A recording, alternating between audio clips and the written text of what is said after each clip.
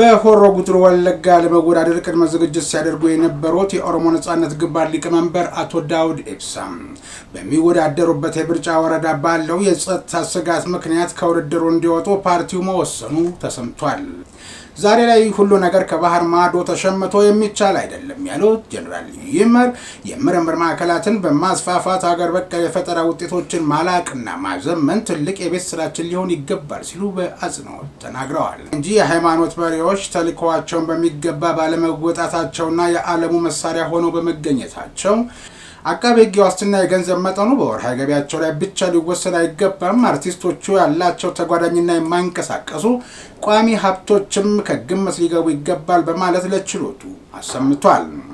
የግራ ቀኙን ክርክር ያደመጠው ችሎቱ ተጠርጣሪዎች በተከሰሱበት መዝገብ ከውጭ ሆነው እንዲከራከሩ የዋስትና መብታቸው እንዲከበርላቸው የወሰነ ሲሆን ለዋስትና የሚሆነውን የገንዘብ መጠን ለመወሰን ግን ለሰኞ ግንቦት 3 ቀን 2018 ዓ.ም ቀነ ቀጠሮ ሰጥቷል። በቀጠሮው አቃቤ ሕግ አምስተኛ ተከሳሽ ሆነው መንሱር ጀማል ላይ የዋስትና መብት እንዳይከበር ያቀረበውን መቃወሚያ በጽሑፍ እንዲያቀርብ ችሎቱ አዟል። ለሰኞ በሚሰየመው ችሎት በተጠርጣሪዎች የሀገር መውጣት እግድ የሚያቀርቡት የዋስትና መጠንና አምስተኛ ተከሳሽ በሆነው መንሱር ጀማል ላይ የቀረበው የዋስትና እግድ ጥያቄ ላይ አስተያየትና ብይን የሚሰጥ ይሆናል።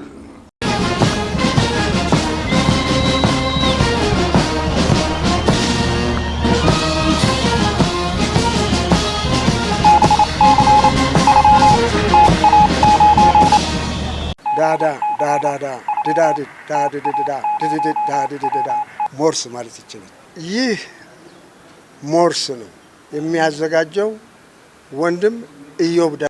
ጤና ይስጥልኝ። ይህ በሞርስ ኮሙኒኬሽን ተዘጋጅቶ የሚቀርብላችሁ መርሃ ግብር ሲሆን በምድር ኃይል ፎሬን ሲነፋ፣ በባህር ኃይል ማስተሪንግ፣ በአየር ኃይል ፓሬድ ሲደረግ ወደ እናንተ እንዲደርስ በሞርስ የበላይ ጠባቂ የተሰናዳው የረቡዕ ሚያዝያ 28 ቀን 2018 ዓ.ም የሞርሱ ዜና እነሆ ጀመረ።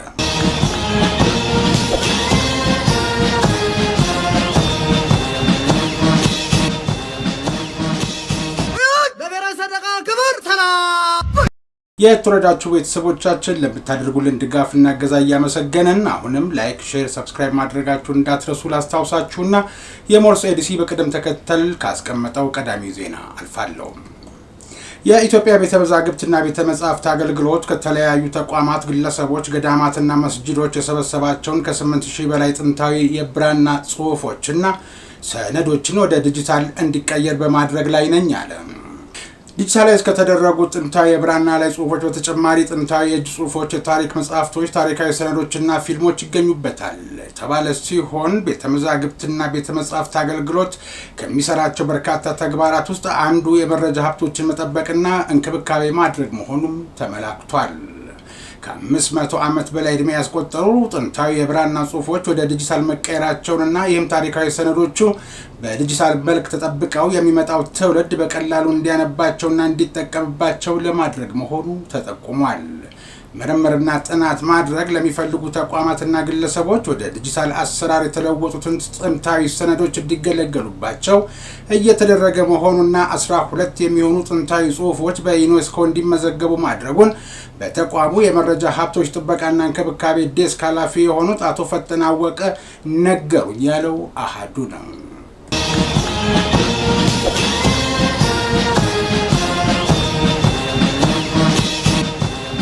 በሆሮ ጉድሩ ወለጋ ለመወዳደር ቅድመ ዝግጅት ሲያደርጉ የነበሩት የኦሮሞ ነጻነት ግንባር ሊቀመንበር አቶ ዳውድ ኢብሳ በሚወዳደሩበት የምርጫ ወረዳ ባለው የጸጥታ ስጋት ምክንያት ከውድድሩ እንዲወጡ ፓርቲው መወሰኑ ተሰምቷል። የኦነግ ስነ ምግባርና ቁጥጥር ኮሚቴ ሊቀመንበር አቶ አለማየሁ ዲሮ ነገሩኝ ያለው አሃዱ እንደዘገበው አቶ ዳውድ የሚወዳደሩበት አካባቢ የጸጥታ ሁኔታ አስተማማኝ ባለመሆኑ ከምርጫው ፉክክር እንዲወጡ ድርጅቱ ወስኗል ብለዋል። የኦሮሞ ነጻነት ግንባር ለምርጫ ቦርድ 163 እጩዎችን አቅርቦ የነበረ ሲሆን ምርጫ ቦርድ 128 እጩዎችን ማጽደቁን ተከትሎ ፓርቲው በ128 የምርጫ ወረዳዎች እንደሚወዳደር አቶ አለማየሁ ገልጸዋል።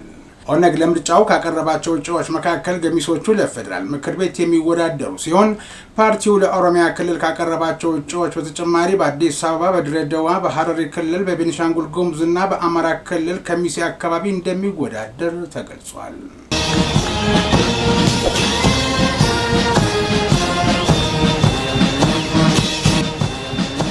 ሰውን መያዝ የሚቻለው ሕሊናን በመርታት እንጂ በኃይል አይደለም ሲሉ ብፁዕ ወቅዱስ ፓትርያርክ አቡነ ማትያስ ተናገሩ። የኢትዮጵያ ኦርቶዶክስ ተዋሕዶ ቤተክርስቲያን የቅዱስ ሲኖዶስ የርክበ ካህናት ጉባኤ በተጀመረበት ወቅት ነው ቅዱስነታቸው ይህንን ያሉት። ብፁዕ ወቅዱስ ፓትርያርኩ በመክፈቻ ንግግራቸው በሀገሪቱ ባለው ግጭትና መለያየት ላይ ያተኮረ ጥብቅ መልእክትም አስተላልፈዋል።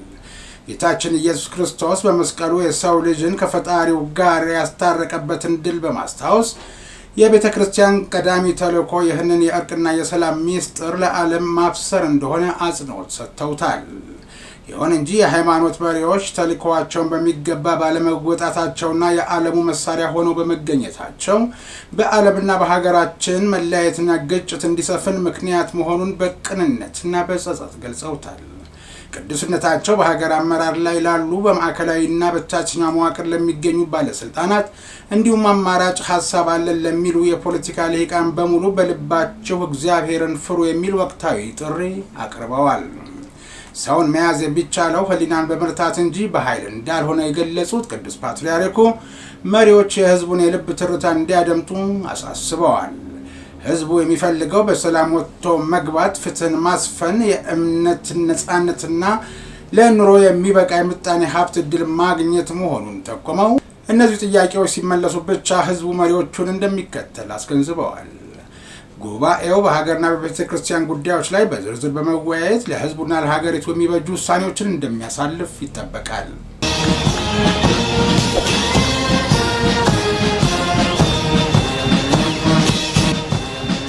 በፊንቴክ ኢንቨስትመንት የማጭበርበር ወንጀል የተጠረጠሩ አርቲስቶችና ቲክቶከሮች አቃቤ ሕግ ያቀረበውን ክስ ለመስማትና የዋስትና ጉዳይ ላይ ለመከራከር በፌዴራል ከፍተኛ ፍርድ ቤት ልደታ ምድብ ችሎት ዛሬ ቀርበው ነበር።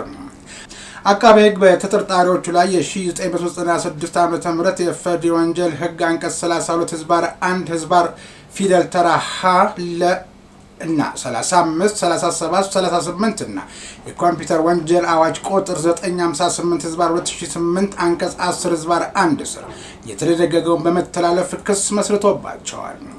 አቃቤ ሕግ የመሰረተው ክስ ተከሳሾች በፌዴራል ከፍተኛ ፍርድ ቤት ክስ ከቀረበበት ዳንኤል ዮሐንስ ከተባለው ተከሳሽ እና ለጊዜው ካልተያዙ ተጠርጣሪዎች ጋር በመሆን ኮምፒውተርን ወይም የኮምፒውተር ስርዓትን በመጠቀም አሳሳች የኮምፒውተር ዳታን በማሰራጨት የራሳቸውን ማንነት ወይም ሁኔታ በመሰወር ወይም መግለጽ የሚገባቸውን ነገር በመደበቅ ወይም የሌላውን ሰው የተሳሳተ እምነት በመጠቀም ሌላውን ሰው አታለው የተበዳይን ወይም የሶስተኛ ወገንን ማንኛውም ጥቅም የሚጎዳ ድርጊት እንዲፈጸም ለማድረግ በማሰብ ወንጀል ለመፈጸም ስምምነት አድርገዋል የሚል አንድምታ ያለው ነው።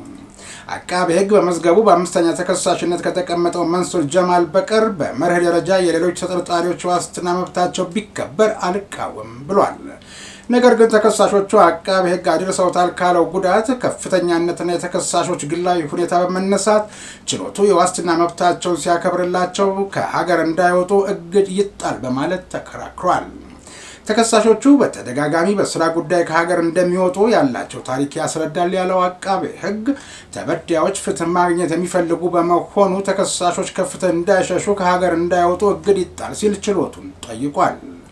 እንደ አቃቤ ሕግ መረጃ በፊንቴክ ኢንቨስትመንት ማጭበርበር ወንጀል ከ1.9 ቢሊዮን ብር በላይ ጉዳት ደርሷል።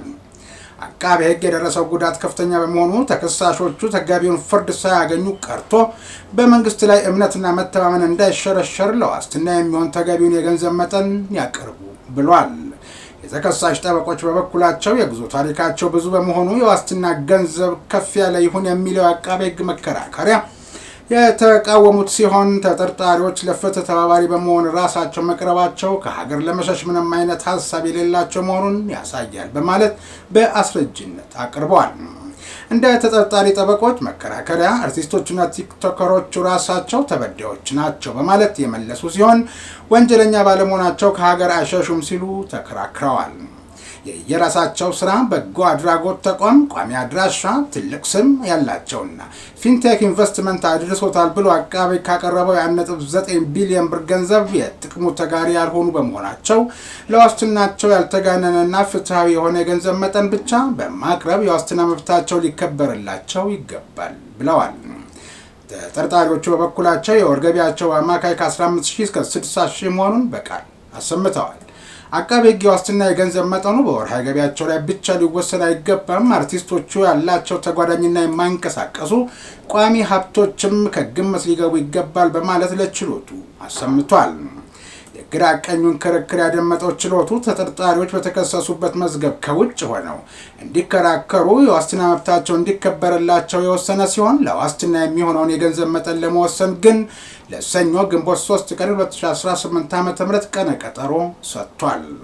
በቀጠሮው አቃቤ ሕግ አምስተኛ ተከሳሽ የሆነው መንሱር ጀማል ላይ የዋስትና መብት እንዳይከበር ያቀረበውን መቃወሚያ በጽሑፍ እንዲያቀርብ ችሎቱ አዟል። ለሰኞ በሚሰየመው ችሎት በተጠርጣሪዎች የሀገር መውጣት እግድ የሚያቀርቡት የዋስትና መጠንና አምስተኛ ተከሳሽ በሆነው መንሱር ጀማል ላይ የቀረበው የዋስትና እግድ ጥያቄ ላይ አስተያየትና ብይን የሚሰጥ ይሆናል።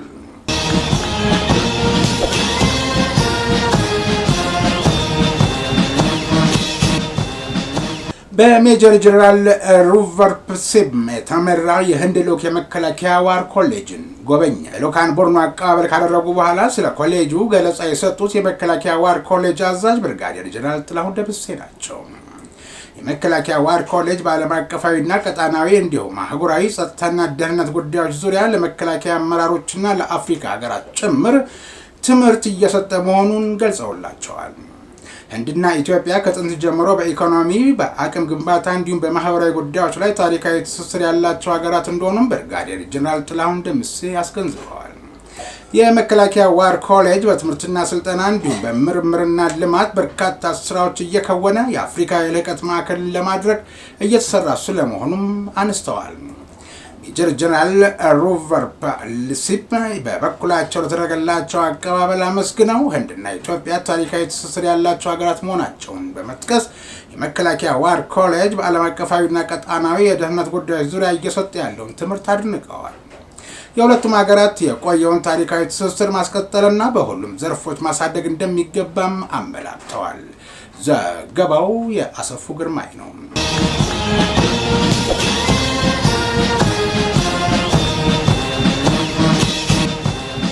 ኢትዮጵያ ታምርት በሚል መሪ ቃል የኢንዱስትሪ ሚኒስቴር በአዲስ ኢንተርናሽናል ኮንቬንሽን ማዕከል ባዘጋጀው አውደ ርዕይ ላይ የሰራዊቱ አመራሮችና አባላት ጉብኝት አካሂደው ከጉብኝቱ መጠናቀቅ በኋላ የመከላከያ ትምህርትና ስልጠና ዋና መምሪያ ኃላፊ ጀነራል ይመር መኮንን እንዳሉት የመከላከያ ኢንዱስትሪዎች የሰራዊቱን ተልዕኮ ውጤታማ የሚያደርጉ የቴክኖሎጂ ውጤቶችን በራስ አቅም ማምረት እየቻሉ ነው ብለዋል።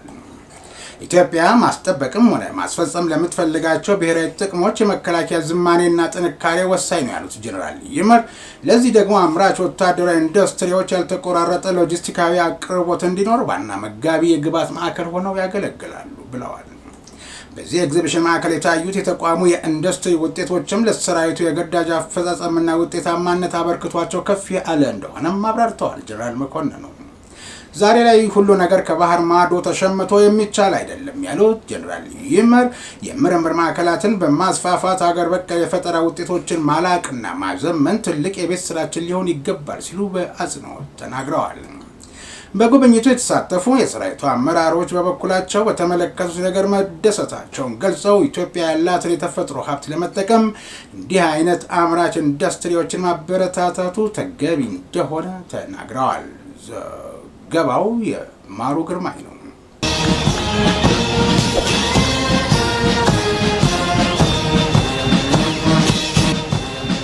ኢትዮጵያን ከሶማሌላንድ ሪፐብሊክ የሚያገናኝ በወሳኝነትም ግዙፉን የበርበራ ወደብን ለመጠቀም ስትራቴጂክ ጠቀሜታ ያለው የቶጎ ውጫሌ ድንበር ድልድይ በስዊድን የፋይናንስ አቅራቢነት በይፋ ተጀመረ። በግንባታ ማስጀመሪያ ፕሮግራሙ በኢትዮጵያ የስዊድን አምባሳደር ማግነስ ሌናርትሰን፣ የሶማሌላንድ ሪፐብሊክ መንግስት ከፍተኛ የመንግስት ባለስልጣናት፣ የሶማሌ ክልል ከፍተኛ የመንግስት ባለስልጣናት እንዲሁም የሁለቱ ሀገራት ህዝቦች ተወካዮች ታድመዋል።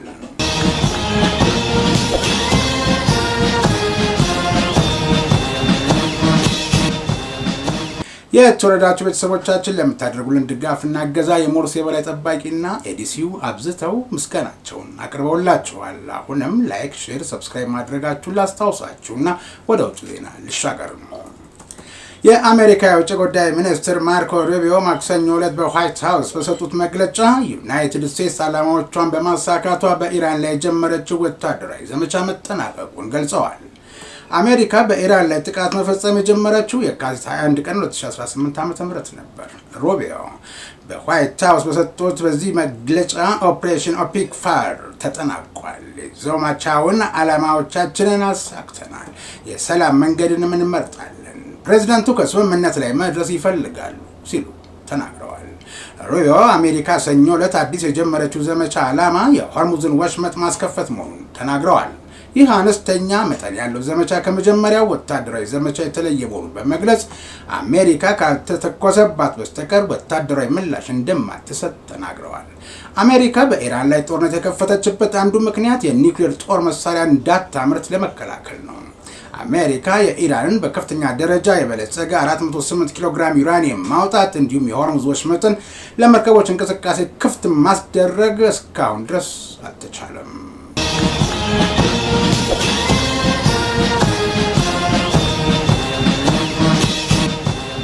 የቻይና የውጭ ጉዳይ ሚኒስትር ረቡዕ ዕለት የኢራኑ የውጭ ጉዳይ ሚኒስትር አባስ አራግቺን ተቀብለው ማነጋገራቸውን የሲጂቲኤን አፍሪካ አስነበበ።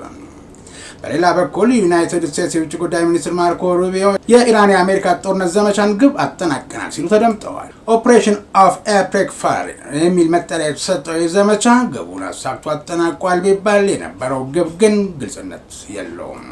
እንዲህና እንዲህ ያሉ ኩነቶችን አያይዘን ስናይ በአጠቃላይ በመካከለኛው ምስራቅ በድርድር የሰላም አየር እየነፈሰ መሆኑን ያሳያል የሚሉ የጉዳዩ ተመልካቾች መኖራቸው በዘገባው ተመላክቷል።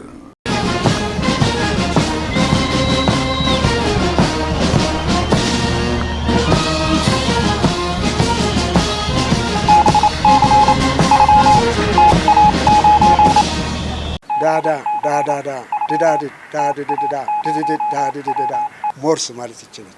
ይህ ሞርስ ነው የሚያዘጋጀው ወንድም ኢዮብ። የተወረዳችሁ ቤተሰቦቻችን ለምታደርጉልን ድጋፍና እገዛ የሞርስ የበላይ ጠባቂና ኤዲሲ ምስጋናቸውን አቅርበዋል።